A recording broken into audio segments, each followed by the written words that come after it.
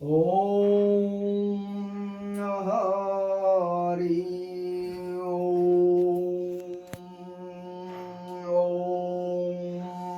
ओम तत्सत् ओम तत्सत् ओम तत्सत् ओम श्री गणेशाय नमः। ओम मातृपितृदेवाय नमः। ओम आचार्य केशव देवाय नमः।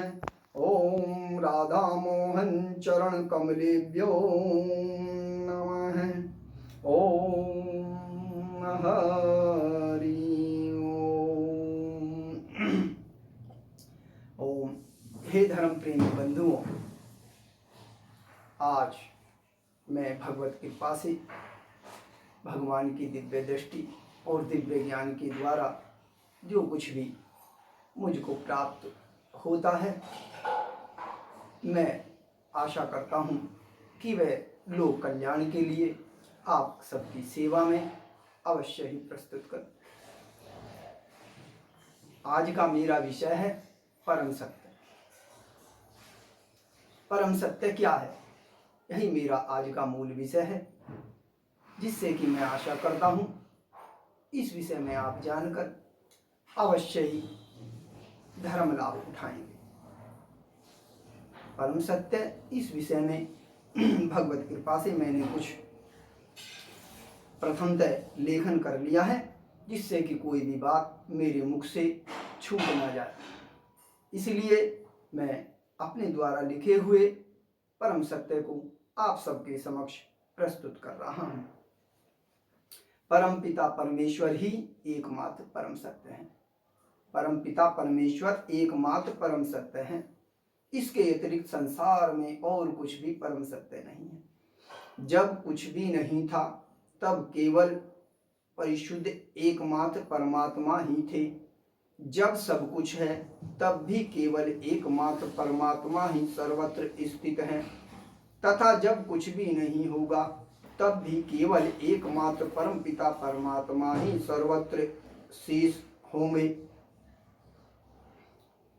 परमात्मा को सदैव सर्वकालातीत, गुणातीत, मायातीत, नित्य, सत्य, पूर्ण, अव्यय, श्रेष्ठ, दिव्य, निर्गुण, निर्मल, परम पावन, परमानंदमय, परम ऐश्वर्यमय, परम ज्ञान, परम प्रकाश, परम धाम, परमानंद, परम पुरुष, पूर्ण पुरुष, पुराण पुरुष, अविनाशी, निर्विकार, स्वयंभू, जन्म मृत्यु से अत्यंत परे, सबके मूल, सर्व कारण, सृष्टि प्रलय संहार करने वाले, सबके धारक, सबके पोषक, रक्षण करने वाले, मुक्तिदाता, यज्ञ योग तप त्याग व्रत उपवास तीर्थ भक्ति शरणागति के स्वरूप, सब लिंगों से परे तथा सर्वलिंग रूप में सबके जगत चराचर के आत्म रूप से जो भी ज्ञानी भक्त महात्मा इस प्रकार परमात्मा को जानता है, वह ही परमात्मा के परम सत्य को जानता है,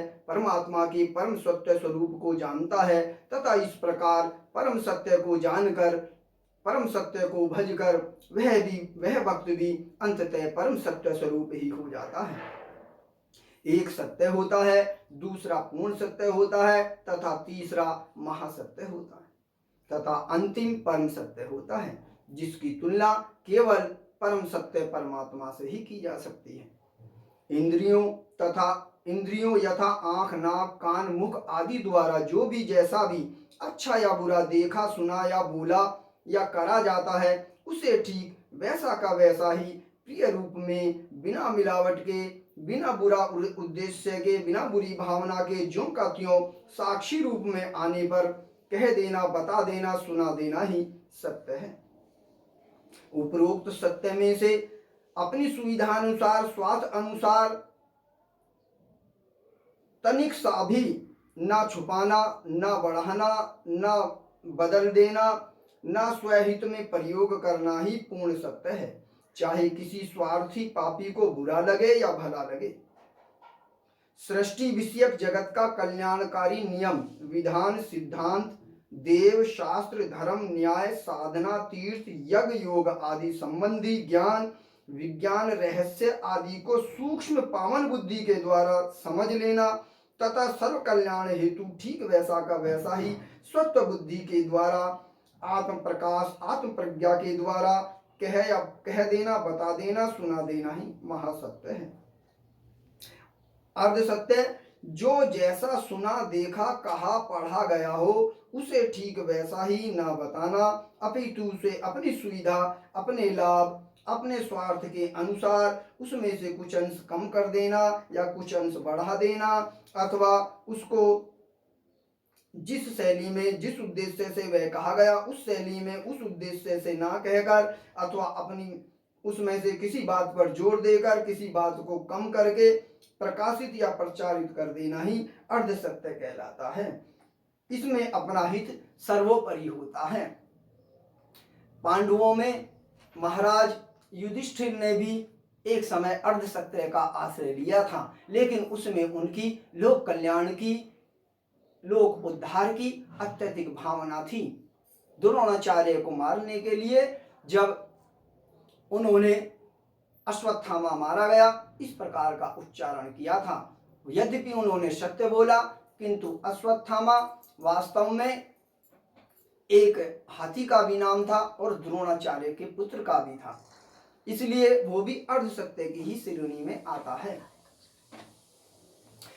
इसी प्रकार का एक और सत्य भारत 15 अगस्त 1947 को स्वतंत्र हुआ, यह भी है। इसमें बहुप्रचारित यही किया जाता है कि भारत 15 अगस्त 1947 को स्वतंत्र हुआ, किंतु इसमें से यह बात छुपा ली जाती है अथवा बहुत कम या बहुत छोटे रूप में प्रस्तुत करी जाती है कि भारत के उस दिन 2 टुकड़े भी हुए थे तथा धर्म के आधार पर भारत का बंटवारा हुआ था तथा उस दिन निरपराध अनेकों लोग दंगों में अकाल ही मृत्यु को प्राप्त हुए थे। सत्य असत्य, जिसमें अपने हित अनुसार सत्य को तोड़ मरोड़ कर कुछ सत्य तथा कुछ असत्य प्रस्तुत कर दिया गया हो तथा सबको भ्रमित कर अंधेरे में रख अपना उद्देश्य पूर्ण कर लिया गया हो, अथवा सत्य असत्य के विषय में साक्षी पूर्णतः जानता ही ना हो, अथवा अपुष्ट सूत्रों से सुन लिया गया हो किंतु उसे पूर्ण सत्य के रूप में प्रस्तुत कर दिया गया हो, अथवा सत्य असत्य के विषय में भ्रमित चित्त अज्ञान मूर्ख अनिर्विज्ञ व्यक्ति द्वारा जैसा समझा वैसा बता दिया गया हो, अथवा संसार सत्य है या असत्य, संसार सत्य भी है तथा असत्य भी, अथवा संसार न सत्य है न असत्य। वास्तव में अविद्याग्रस्त की दृष्टि में शरीर संसार पूर्णतः सत्य है तथा साधक ज्ञानी विशुद्ध आत्मा दिव्य दृष्टा की दृष्टि में संसार पूर्णतः असत्य ही है। कारण शरीर संसार वस्तु पदार्थों आदि का क्षरण नाश व्यय होना हम सब प्रत्यक्ष ही देखते ही हैं, इससे यह नाशवान ही हुआ, किंतु इसे संसार को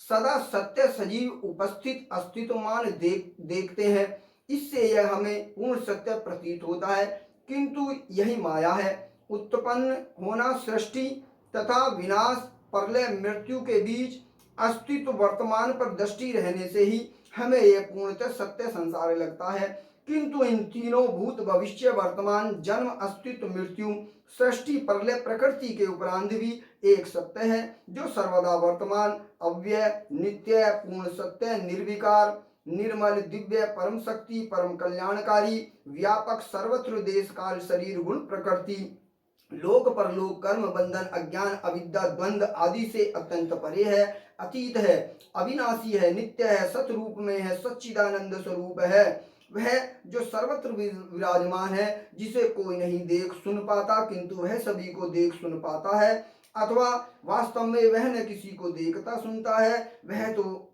एकमेव अद्वितीय परम सत्य परमानंद परम धाम परम ज्ञान परम विज्ञान परम प्रकाश परमात्मा रूप से सदा ही सर्वत्र विराजमान है तथा सदा वे ही रहते हैं, अन्य कुछ भी नहीं रहता। अतः एकमात्र वही पूर्ण परम पिता परमात्मा ही परम सत्य रूप है। यही परम सत्य है, परम सत्य है, परम सत्य है। अतः जब कुछ भी नहीं था तब भी केवल एक परम पिता परमात्मा ही थे।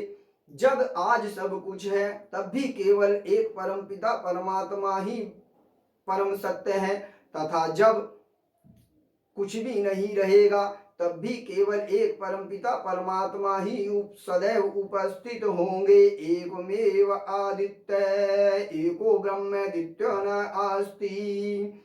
यही परम सत्य है, यही परम सत्य है, यही परम सत्य है। बोलो परम सत्य परमेश्वर की जय। ओम शांति शांति शांति।